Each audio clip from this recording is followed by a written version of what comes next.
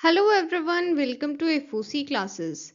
This video is for yoga code 841. आज की video में हम डिस्कस करने वाले हैं क्लास 12 बोर्ड एग्जाम के लिए important question answer. So let us start the video. हम डिस्कस करने वाले हैं sample question paper. Sample paper बहुत इंपॉर्टेंट होता है बोर्ड एग्जाम के लिए बिकॉज सबसे पहले यहाँ पर गिवन होता है ब्लूप्रिंट. ब्लूप्रिंट की हेल्प से आपको पता चलता है ओवरऑल सिलेबस का एक ब्रीफ ओवरव्यू, जिसकी हेल्प से आपको पता चलता है कि हर एक चैप्टर में कितने मार्क्स के क्वेश्चंस आएंगे. एंड साथ ही आपको यहाँ पर मार्क्स वेटेज के साथ आपको क्वेश्चन पैटर्न भी पता चलता है, कितने मार्क्स के कितने क्वेश्चंस होंगे. एंड आपको important questions and important topics का भी पता चलता है. सो ऑल ओवर आपके बोर्ड एग्जाम के लिए सैम्पल पेपर करना बहुत इंपॉर्टेंट है. ओके, सो ये 50 मार्क्स का आपका थ्योरी बोर्ड एग्जाम है एंड ड्यूरेशन रहेगा 2 आवर्स. ओके, सबसे पहले बात करते हैं ब्लूप्रिंट की. तो यहाँ पर देखिए आपका कंप्लीट सिलेबस 2 पार्ट्स में डिवाइडेड है. सबसे पहला पार्ट है पार्ट ए एम्प्लॉयबिलिटी स्किल्स. ये 10 मार्क्स का है एंड ये 10 मार्क्स में 5 चैप्टर्स गिवन है. ये सभी 5 चैप्टर्स बहुत इजी हैं, आप इजीली ये 10 मार्क्स स्कोर कर पाएंगे अगर आपने एक बार भी ये चैप्टर या तो एनसीईआरटी से पढ़े हैं, मीन सीबीएसई स्टडी मटेरियल, या फिर आपने इन्हें खुद से वीडियो से कवर किया है, तो भी आप इनको ठीक से अटेम्प्ट कर पाएंगे एग्जाम में. ठीक है, तो ये 10 मार्क्स स्कोर करने में आपको कोई भी प्रॉब्लम नहीं आएगी. बस या तो एक बार आपको इन चैप्टर्स को पढ़ना है बुक से या फिर आपको वीडियो देखनी है. ठीक है, दोनों के लिंक डिस्क्रिप्शन में गिवन है. ओके, यहाँ पर देखिए एम्प्लॉयबिलिटी स्किल से 2 टाइप के क्वेश्चंस आएंगे. सबसे पहले आएंगे 1 मार्क के ऑब्जेक्टिव टाइप क्वेश्चंस, जहां पर fill in the blank true false MCQ होते हैं. बट आपके सैम्पल पेपर में सिर्फ और सिर्फ एमसीक्यूज ही गिवन है, but fill in the blank या फिर ट्रू फॉल्स टाइप भी आ सकते हैं. ठीक है, इस टाइप के क्वेश्चंस यहाँ पर आते हैं ऑब्जेक्टिव टाइप में.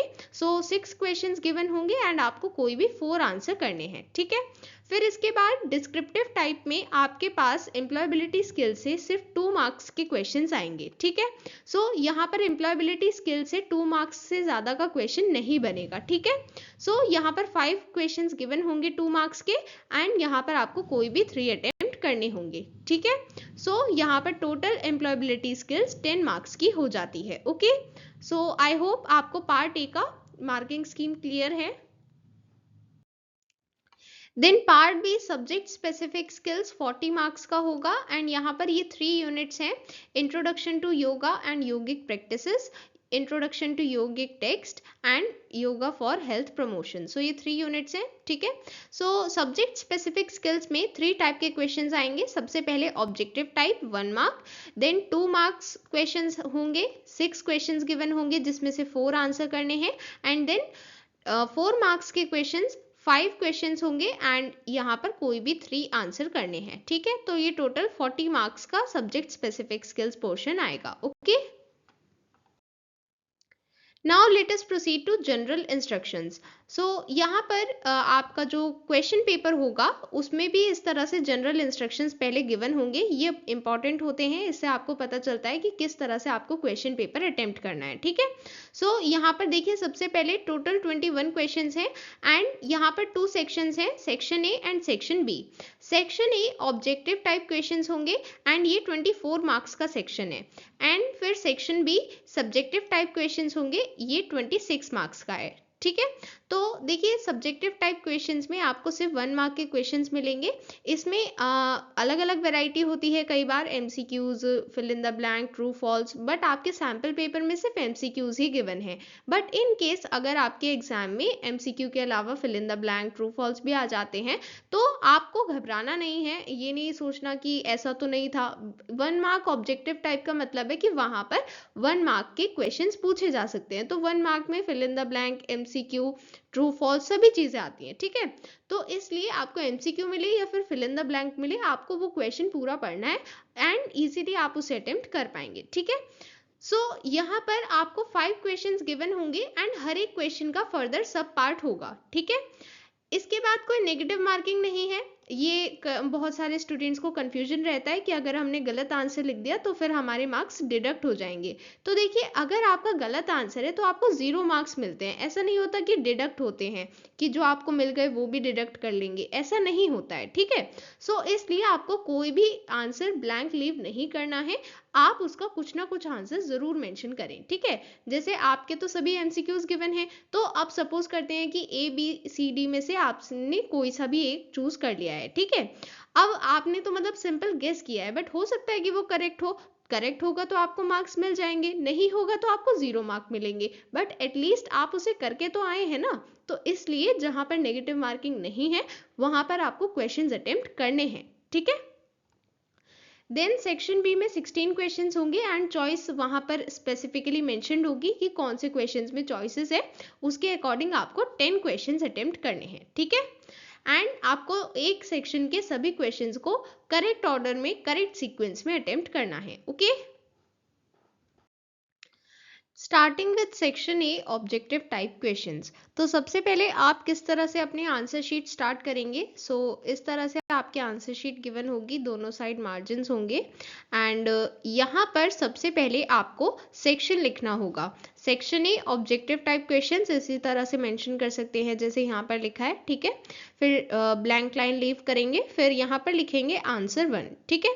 अब क्योंकि आपको पता है कि यहाँ पर जब हम बात करें क्वेश्चन 1 की या फिर जितने भी ऑब्जेक्टिव टाइप क्वेश्चंस हैं, सो इन सभी में हर एक क्वेश्चन के सब पार्ट है, राइट। फर्स्ट क्वेश्चन के 6 सब पार्ट्स हैं, इस तरह से। तो यहाँ पर आपको सिर्फ आंसर 1 का एक आंसर नहीं लिखना है, उसके सब पार्ट्स के आंसर लिखने हैं। तो आप यहाँ पर इस तरह से उसके सब पार्ट्स मेंशन करेंगे, ठीक है। फिर उसके आगे उसका आंसर मेंशन करेंगे, ठीक है। And one more important thing, यहाँ पर देखिए, आप में से कई सारे स्टूडेंट्स को कंफ्यूजन रहता है चॉइस के रिगार्डिंग। देखिए, जैसे यहाँ पर हमें गिवन है क्वेश्चन 1 में कि एम्प्लॉयबिलिटी स्किल्स में 6 क्वेश्चंस हैं एंड आपको कोई भी 4 अटेम्प्ट करने हैं। तो अब यहाँ पर कुछ स्टूडेंट्स को ये कंफ्यूजन होती है कि हम सभी 6 अटेम्प्ट कर देते हैं तो हमारे बेस्ट 4 चेक हो जाएंगे, बट ऐसा नहीं होता है। आपके फर्स्ट 4 चेक होते हैं, ना कि बेस्ट 4, ठीक है। तो अगर सपोज करते हैं कि इस तरह से आपने सभी 6 अटेम्प्ट किए हैं यहाँ पर, ठीक है। तो इसमें से क्या होगा, ऐसा नहीं होगा कि अगर आपका पहला रॉन्ग है तो पहले को लीव कर देंगे और बाकियों को चेक करेंगे, ऐसा नहीं होता है। यहाँ पर आपके फर्स्ट 4 चेक होते हैं। अब ये आपके सही है, गलत है, बाकी 2 सही है या गलत है, ये मैटर नहीं करता है, आपके फर्स्ट 4 ही चेक होंगे, ठीक है। तो इसलिए ओवर अटेम्प्ट करने का कोई फायदा नहीं है। आप यहाँ पर वो आंसर्स करें जो आपको अच्छे से आते हैं। मींस अगर सपोज करते हैं कि आपको फर्स्ट और थर्ड का आंसर नहीं पता, तो आपको सेकंड, फोर्थ, फिफ्थ और सिक्स्थ करना है, ठीक है। तो यहाँ पर आपने अपने बेस्ट 4 किए हैं, ठीक है। तो उस केस में कोई प्रॉब्लम नहीं है क्योंकि आपने किए ही 4 हैं। पर ऐसा नहीं होगा कि अगर आपने 6 किए तो उसमें से बेस्ट 4 चेक हो जाएंगे, नहीं। यहाँ पर आपको चॉइस देने का पर्पज ये है कि जो आपको अच्छे से आते हैं आप वो वाले 4 करें, ठीक है। तो इसलिए यहाँ पर आपको जो अच्छे से आते हैं आप वो वाले 4 क्वेश्चन अटेम्प्ट करेंगे एंड जो नहीं आते 2 क्वेश्चन वो लीव करेंगे, ठीक है। ऐसा नहीं है कि सारे अटेम्प्ट करेंगे, ठीक है। सारे अटेम्प्ट करने का कोई फायदा नहीं है, यहाँ पर से फर्स्ट 4 ही चेक किए जाएंगे। अगर आपने अपनी तरफ से ही 4 किए हैं तो ठीक है, वरना अगर आपने ओवर अटेम्प्ट किया है तो कोई फायदा नहीं होगा, ठीक है। सो आई होप ये कंफ्यूजन आपको यहाँ पर क्लियर है, okay. Now proceeding with question 1, to do any calculation in the spreadsheet we need to use dash symbol. कोई भी कैलकुलेशन करने के लिए हम इक्वल टू सिंबल यूज करते हैं। The correct answer is second option. Then next question, any message is conveyed in the best way when it is conveyed in a dash way. किसी भी मैसेज को सबसे बेस्ट वे में convey करने के लिए उस मैसेज को एक्यूरेट, क्लियर और कंसाइज होना चाहिए। सो यहाँ पर तीनों ऑप्शंस करेक्ट है। So the correct option will be all of the above, fourth option, okay. And जहां पर भी आपको एमसीक्यू टाइप क्वेश्चंस गिवन होते हैं, आप वहां पर ऑप्शन नंबर के साथ ऑप्शन भी मेंशन करेंगे, ठीक है। कंप्लीट ऑप्शन आपको मेंशन करना है आंसर शीट में, ठीक है। Then next question, few sources which could inspire and motivate students to achieve goals are. So यहाँ पर हमें कुछ ऐसे sources के बारे में बताना है जो students को inspire करते हैं, motivate करते हैं goals achieve करने के लिए। So यहाँ पर correct answer होगा expansive thoughts. The correct option is second. Then next question, green job initiative was launched by. green job initiative के बारे में हमने पढ़ा था, ये UNEP ने लॉन्च किया था, so the correct answer is first. Then next question, entrepreneurship is यहाँ पर आर्ट और साइंस दोनों होती है entrepreneurship, so the correct answer will be third, both art and science. Then next question, personality of an individual depends on dash. किसी भी individual की personality किस चीज़ पर डिपेंड करती है कि वो उसका फैमिली बैकग्राउंड क्या है, उसका एजुकेशनल स्टेटस क्या है एंड उसके बिहेवियर पैटर्न कैसे हैं. So the correct option will be fourth, all of the above. Okay, यहाँ पर हमने सभी 6 क्वेश्चंस का आंसर डिस्कस किया है बिकॉज हम यहाँ पर सैम्पल पेपर का डिस्कशन कर रहे हैं. मैं आपको सैम्पल पेपर समझा रही हूँ, इसलिए मैंने आपको सभी आंसर समझाए हैं, ठीक है. बट एग्जाम में आपको उतने ही क्वेश्चंस अटेम्प्ट करने हैं जितने क्वेश्चन में बोले गए हैं, ठीक है. क्वेश्चन 2, यहाँ पर 6 क्वेश्चंस गिवन है एंड कोई भी 5 आंसर करने हैं. First question, neti removes excess mucus and impurities from dash cavity. The correct answer is nasal cavity, option first. Then next question, bad stress causes. Bad stress की वजह से क्या हो सकता है? Anxiety, sleeplessness, frustration. So the correct answer will be fourth, all of the above. Then next question, एक obese person को कैसी डाइट कंज्यूम करनी चाहिए? The correct answer is high fibre diet, option 2.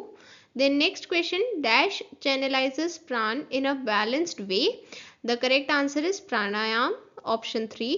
Then next question, balance diet important है for nourishing the body, protection from diseases, joy and cheerfulness. ये तीनों options correct हैं. Balance diet इन सभी के लिए इंपॉर्टेंट है, so the correct option will be option 4, all of the above. Then next question, bhujangasana कौन से आसन का एग्जाम्पल है? कल्चरल आसन, ऑप्शन 2. देन नेक्स्ट क्वेश्चन 3, यहाँ पर 6 क्वेश्चंस गिवन है एंड कोई भी 5 आंसर करने हैं. क्वेश्चन 1, ऐसी कौन सी डाइट है जो लाइफ स्पैन को एक्सपैंड करने से रिलेटेड है? The correct answer is sattvic, option 1. Then next question, who defines yoga as yoga chitta vritti निरोध. इस तरह से योगा को कौन डिफाइन करता है? Maharshi Patanjali. So the correct option is option 3. Then next question, Ashtanga yoga has dash limbs. अष्टांग योगा में 8 लिम्स होते हैं, so the correct answer is option 1, 8. Then next question, अन्नमय कोश refers to physical body, option 1. Then next question, bronchial asthma is the disease of dash system. कौन से system की disease होती है bronchial asthma? The correct answer is respiratory system, option 2. Then next question, fluctuations in dash level is indicative of hypertension. Hypertension का indicative है अगर blood pressure के level में फ्लक्चुएशंस होते हैं, तो इसका मतलब है the correct answer is option 3, blood pressure. Then next question 4, यहाँ पर 6 क्वेश्चंस गिवन है, 5 आंसर करने हैं. Dash yoga is the path of selfless action. The correct answer is Karma yoga, option 1. Then next, Sthiram Sukham Asanam has been illustrated in. The correct answer is option 2, Patanjali Yog Sutras. Then next question, still gazing के लिए हम किस चीज का use करते हैं usually? Candle, option 3. Then Yoga scriptures firmly discourage the habit of dash, means योग scriptures firmly strictly किस habit को discourage करते हैं, मना करते हैं? So the correct answer is option 1, overeating. Then next question, ill health generally कौन सी lifestyle की वजह से होती है, ये बताना है. Sedentary lifestyle, so the correct option is 3. Then next question, समत्वम योग उच्यते is the practice of dash. The correct answer is equanimity. Equanimity मतलब जब आप हर सिचुएशन में एक काम माइंड रखें, अनडिस्टर्ब्ड रहें, मीन्स चाहे डिफिकल्ट सिचुएशन है या अच्छी सिचुएशन है, आपको अपना माइंड काम रखना है. देन नेक्स्ट क्वेश्चन 5, यहाँ पर 6 क्वेश्चंस गिवन है, 5 आंसर करने हैं. Question 1, tamasic food is identified as over ripe and uncooked. So the correct option is 1.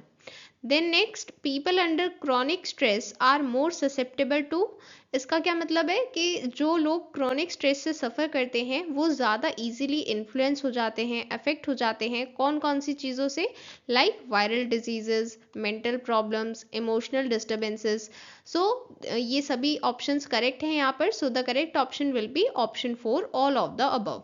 Then next, milk and ghee are good examples of dash food. यहाँ पर कौन सी तरह का फूड है milk and ghee? Nourishing, strength building, immunity booster. इन सभी categories में यहाँ पर हम इन्हें रख सकते हैं। So the correct option will be option 4, all of the above.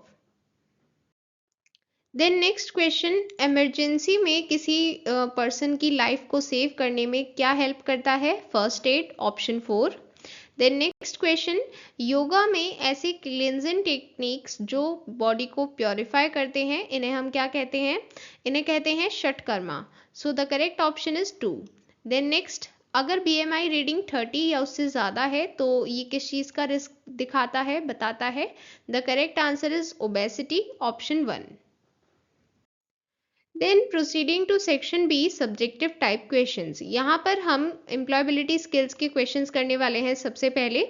यहाँ पर 2 मार्क्स के क्वेश्चंस गिवन हैं, जैसा कि हमने स्टार्टिंग में डिस्कस भी किया था। एम्प्लॉयबिलिटी स्किल से सब्जेक्टिव टाइप क्वेश्चंस में 2 मार्क्स के क्वेश्चंस आएंगे, ठीक है। यहाँ पर 5 क्वेश्चंस गिवन हैं, आपको कोई भी 3 आंसर करने हैं एंड वर्ड लिमिट है 20 to 30 words. Then next question, mention a few ways in which you would help someone to overcome personality disorder. अगर किसी को personality disorder है तो आप उसे कैसे help कर सकते हैं? Talk to him or her helping to share feelings. आपको उनसे बात करनी चाहिए, उनका मोटिवेशन बढ़ाना चाहिए एंड उन्हें मोटिवेट करना चाहिए फिजिकल हेल्थ का ध्यान रखने के लिए, मेडिटेशन करने के लिए। सक्सेस स्टोरी शेयर करनी चाहिए सो दैट वो सेल्फ कॉन्फिडेंट बन पाए एंड उन्हें हॉबीज़ में एंगेज कराना है, जैसे म्यूज़िक, डांस, पेंटिंग, इन सभी हॉबीज़ में एंगेज करा सकते हैं। देन नेक्स्ट क्वेश्चन, किसी भी वर्कशॉप या मीटिंग को अटेंड करते टाइम आप एक एक्टिव लिसनर की तरह कैसे कंट्रीब्यूट कर सकते हैं?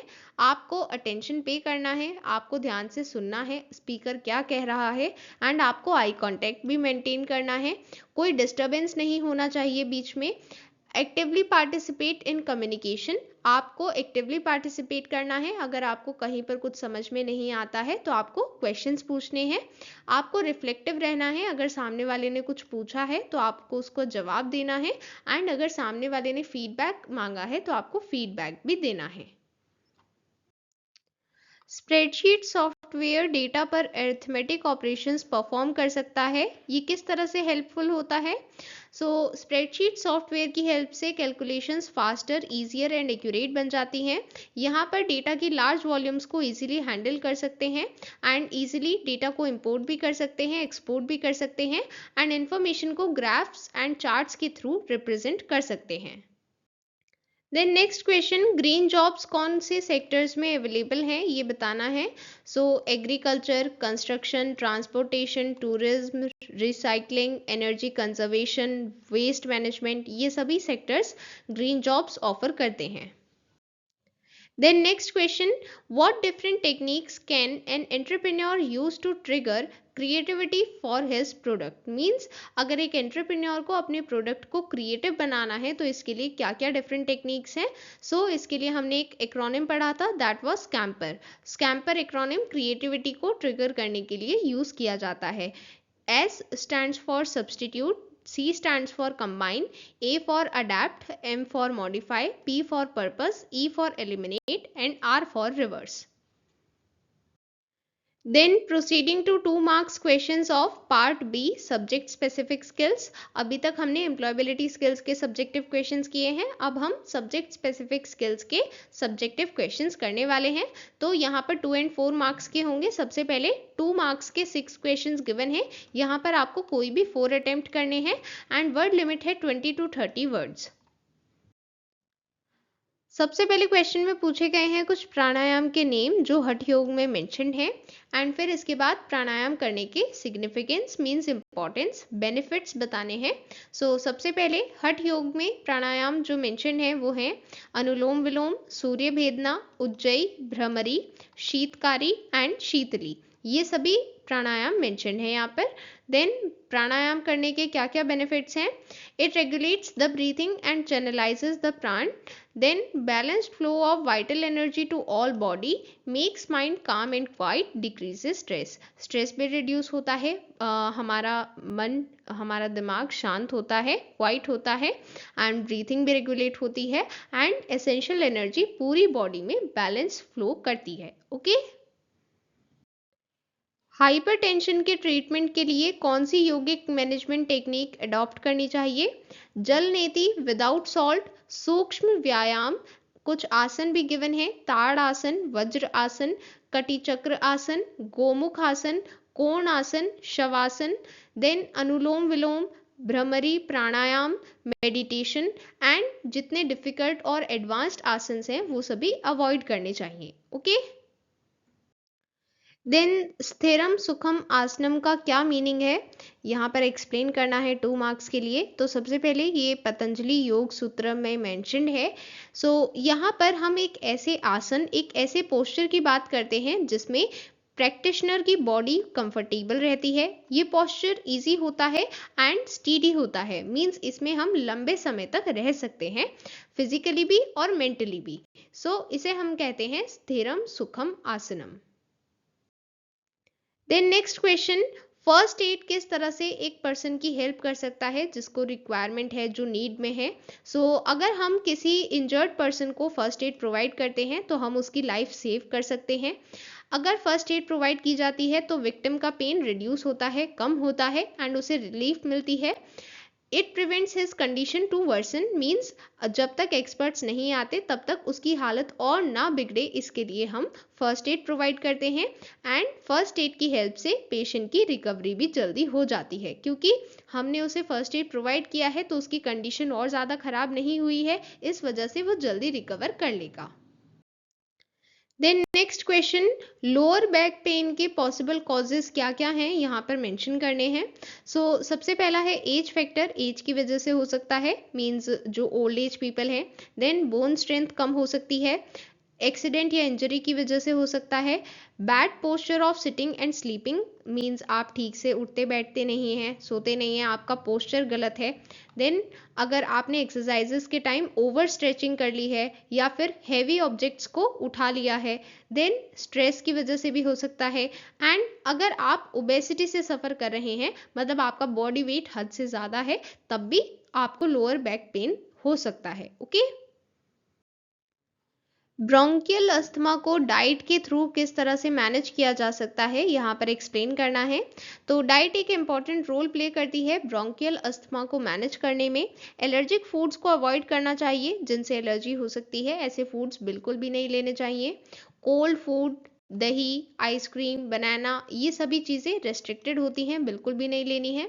देन ऐसे फूड्स जिनकी वजह से कफ हो सकती है, खांसी हो सकती है, जैसे spicy food, fried food, preservatives, sauces, vinegar, ये सभी कंट्रोल में रखने चाहिए एंड हो सके तो इन्हें अवॉइड ही करना चाहिए। Okay,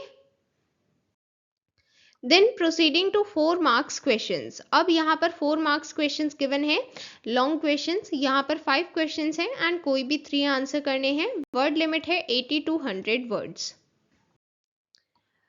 Patanjali Yoga Sutras highlight the capability of yoga to maintain mental health. Describe in your words. अपने words में describe करना है कि किस तरह से योगा mental health को maintain करने में कैपेबल है। सो यहाँ पर पतंजलि किस तरह से डिफाइन करते हैं योगा को? योग चित्त वृत्ति निरोध, इस तरह से पतंजलि ने डिफाइन किया है योग को। सो यहाँ पर हमें एक्सप्लेन करना है कि किस तरह से योगा हेल्प करने वाली है मेंटल हेल्थ को अच्छा रखने में, ठीक रखने में। सो मेंटल हेल्थ एक इम्पॉर्टेंट कंपोनेंट है पूरी हेल्थ के लिए, वेलबींग के लिए, स्वस्थ रहने के लिए।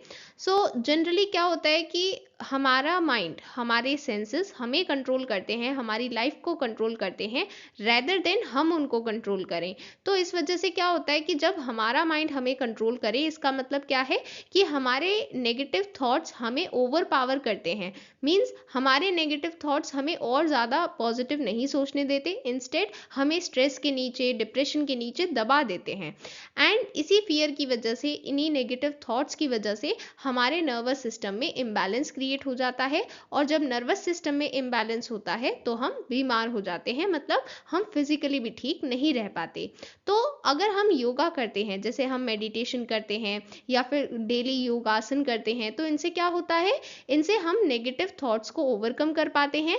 एंड जो हमारी ये नेगेटिव थॉट्स हैं जो हमारी मेंटल हेल्थ को अफेक्ट कर रहे हैं एंड अल्टीमेटली वो फिजिकल हेल्थ को भी अफेक्ट कर रहे हैं, वो सभी नेगेटिव थॉट्स दूर चले जाते हैं, हम उनको ओवरकम कर पाते हैं एंड पॉजिटिविटी बन पाती है, क्रिएट हो पाती है, जिसकी वजह से हमारा माइंड शांत होने लगता है। एंड जब हम एक रिलैक्स स्टेट में आते हैं, हमारा माइंड काम होता है, तब हम स्ट्रेस से भी रिलीव्ड होते हैं, मीन्स हमें कोई स्ट्रेस भी नहीं होता, कोई नेगेटिव इमोशन नहीं होता, एंड हमें ज़्यादा क्लैरिटी मिलती है कि हम क्या सोच रहे हैं, हम पॉजिटिव सोच रहे हैं एंड सेल्फ कॉन्फिडेंट बनते हैं, एंड तभी हम मेंटली फिट बन पाते हैं। So ultimately yoga and meditation हमें हेल्प करते हैं मेंटली फिट रहने में। ओके, कुछ ऐसे कॉजेज बताने हैं जिसकी वजह से एक पर्सन को क्रॉनिक स्ट्रेस हो सकता है। सबसे पहला है फाइनेंशियल लॉस। जब किसी पर्सन के ऊपर फाइनेंशियल रिस्पॉन्सिबिलिटी होती है, भले ही वो एक फैमिली का हेड हो या फिर वो एक बिजनेस का हेड हो, बट अगर उसे फाइनेंशियल रिस्पॉन्सिबिलिटी उसके पास है, तो ऐसे में फाइनेंशियल लॉस होना उसके लिए क्रॉनिक स्ट्रेस का एक रीज़न बन सकता है, बिकॉज सारी रिस्पॉन्सिबिलिटी उसके सिर पर थी। सो अब जब फाइनेंशियल लॉस हुआ है तो ये भी उसकी रिस्पॉन्सिबिलिटी है कि वो उसको कैसे ओवरकम करेगा, एंड फाइनेंशियल लॉस को ओवरकम करना कोई ईजी बात तो है नहीं, तो इस वजह से क्रॉनिक स्ट्रेस हो सकता है। देन डेथ मीन्स अगर आपके किसी क्लोज पर्सन की, क्लोज रिलेटिव की डेथ हो गई है, तो उस केस में भी आप क्रॉनिक स्ट्रेस से सफ़र कर सकते हैं। देन वर्क प्रेशर मीन्स कई बार इतना ज़्यादा वर्कलोड होता है एम्प्लॉयज़ पर कि वो क्रॉनिक स्ट्रेस से सफ़र करने लगते हैं। देन रिलेशनशिप्स भी डिस्टर्ब हो सकते हैं। पर्सनल लाइफस्टाइल आपका ठीक नहीं है जिस वजह से आपको क्रॉनिक स्ट्रेस है। देन क्रॉनिक फिजिकल और मेंटल इलनेस मीन्स या तो आपको कोई बीमारी है फिजिकली, या फिर आप मेंटली ठीक नहीं है, मेंटली फिट नहीं है, उस वजह से भी क्रॉनिक स्ट्रेस हो सकता है। देन अनएम्प्लॉयमेंट मीन्स अगर आपके पास काम नहीं है, ऐसे में भी आपको क्रॉनिक स्ट्रेस हो सकता है, क्योंकि आपके पास काम नहीं है, आप कुछ अर्न नहीं कर पा रहे हैं, तो इस वजह से भी आपको क्रॉनिक स्ट्रेस हो सकता है। Then explain the shat kriyas in detail. षट क्रिया मतलब 6 प्योरिफिकेशन प्रोसेसेस। सो ये हैं कपालभाति, त्रटक, नेति, धौती, नौली, बस्ती। सो यहाँ पर सबसे पहले कपालभाति ये प्योरिफिकेशन करता है फ्रंटल लोब्स एंड लंग्स की। सो ये सभी क्योंकि प्योरिफिकेशन प्रोसेस है, तो ये पर्टिकुलर किसी एक स्पेसिफिक चीज़ का प्योरिफिकेशन करते हैं। जैसे त्रटक ये स्टिल गेजिंग टेक्निक है आईज के लिए। देन नेति ये नेजल क्लेंजिंग प्रोसीजर है। देन धौती ये एलिमेंट्री कैनाल के लिए क्लेंजिंग प्रोसेस है। देन नौली ये स्टमक एंड स्मॉल इंटेस्टाइन के लिए क्लेंजिंग प्रैक्टिस है। एंड बस्ती ये लार्ज इंटेस्टाइन को प्योरीफाई करने के लिए मेथड है। ओके, अंतरांग योगा और बहिरंग योगा को इलेबोरेट करना है, एक्सप्लेन करना है। सबसे पहले बहिरंग योगा, इसमें 5 यम, 5 नियम, प्राणायाम और प्रत्याहार आते हैं। तो सबसे पहले 5 यम कौन से हैं? अहिंसा, सत्य, अस्तेय, ब्रह्मचर्य, अपरिग्रह। देन नियम कौन से हैं? 5 नियम हैं: शौच, संतोष, तपस, स्वाध्याय, ईश्वर प्रणिधान। देन प्राणायाम मीन्स ब्रेथ कंट्रोल, प्रत्याहार मीन्स सेंस विड्रॉल। देन अंतरांग योगा में धारणा, ध्यान, समाधि ये तीनों आते हैं। ओके, सो इस तरह से आपको इलेबोरेट करना है। ओके, प्रिया फिजिकल एक्टिविटीज़ में इन्वॉल्व नहीं होती है, रेयरली इन्वॉल्व हो पाती है। And junk food, street side party food, ये सभी फूड उसे अच्छे लगते हैं एंड वो बिल्कुल खेलती भी नहीं है। एंड अब उसके पेरेंट्स को उसके बारे में चिंता हो रही है बिकॉज वो अपने यूजुअल साइज़ के क्लोथ्स में फिट नहीं आ पा रही है। सो ऐसे में सबसे पहले हमें उसके लिए कुछ डाइट के चेंजेस बताने हैं एंड देन योगिक मैनेजमेंट भी बताना है इस प्रॉब्लम के लिए। तो सबसे पहले तो प्रॉब्लम क्या है, क्योंकि यहाँ पर बताया गया है कि वो फिट नहीं आ पा रही है अपने यूजुअल क्लोथ्स में एंड वो कोई फिजिकल एक्टिविटी भी नहीं कर रही है एंड जो जंक फूड है वो भी बहुत ज़्यादा कंज्यूम कर रही है। सो यहाँ पर हो सकता है कि प्रिया को ओबेसिटी है, वो ओबेसिटी से सफ़र कर रही है। सो ऐसे में उसको क्या क्या चेंजेस करने चाहिए डाइट में? सबसे पहले उसको अपनी सेडेंट्री हैबिट्स चेंज करनी होंगी, फिजिकली ज़्यादा एक्टिव बनना होगा, जंक फूड को कम करना होगा। बिकॉज ऐसा तो नहीं है कि आप एकदम से नो कर देंगे, उससे हो सकता है प्रिया ना माने कि मुझे तो जंक फूड चाहिए, तो इसलिए कम करना होगा जंक फूड को। Then fibre rich diet, high fibre diet देनी चाहिए एंड कैलोरी इनटेक लो होना चाहिए, मीन्स लो कैलोरी फूड देने चाहिए। ओके, सो इसके बाद योगिक मैनेजमेंट में क्या बता सकते हैं? कपाल भाती, कुंजल, सूर्य नमस्कार, प्राणायाम, मेडिटेशन, ये सभी योगिक मैनेजमेंट टेक्निक्स हैं जो उसे फॉलो करनी चाहिए। ओके, सो इसी के साथ हमने कंप्लीट सैम्पल पेपर का डिस्कशन यहाँ पर पूरा कर लिया है एंड इसके बाद आपको ये सभी टॉपिक्स एनसीईआरटी पीडीएफ से पढ़ने हैं, सीबीएसई स्टडी मटेरियल जो टेलीग्राम पर शेयर कर दिया गया है। Okay, if you have any problem you can comment in the doubt section. Okay, so all the best to everyone. Bye everyone.